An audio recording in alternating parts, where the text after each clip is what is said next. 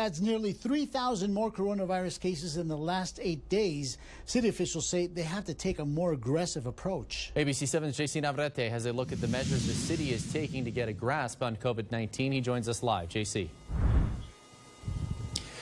That's right, Eric. Saola, knock on your door or a ring of your doorbell are very real possibilities from law enforcement and health officials for anyone not cooperating with the contact tracing process.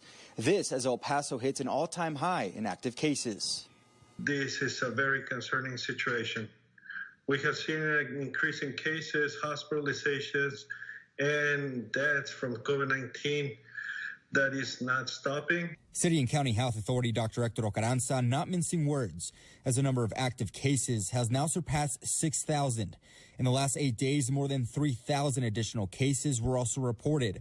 With the flu season in full swing, officials are now concerned about the spike in hospitalizations. When you combine the influenza plus the COVID, it will overwhelm our healthcare system very easily if we don't take personal responsibility. Texas Governor Greg Abbott has already laid out the benchmarks on what happens if hospitalizations climb above 15%. In which he's going to be implementing restrictions.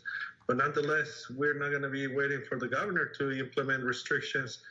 We needed to start implementing those restrictions, and our restrictions are going to be stricter. Angela de la Mora, the newly appointed director of the El Paso Public Health Department, saying health officials cannot do their job once the contact tracing process gets combative. They hang up on us. They challenge our authority.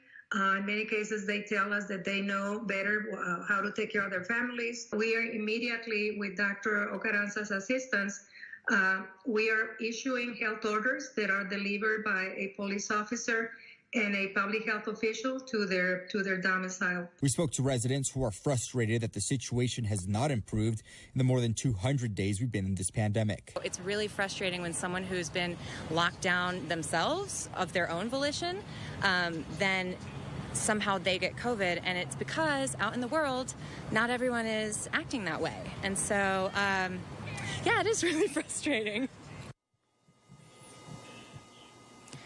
Now, officials believe that part of this huge spike that we're seeing right now is due in part to many bars that have converted into restaurants, and some of those establishments just aren't following those health guidelines. So again, tonight, a good reminder to follow the contact tracing process to make your life and everybody else's life easier. Reporting live in West El Paso, JC Navarrete, ABC 7.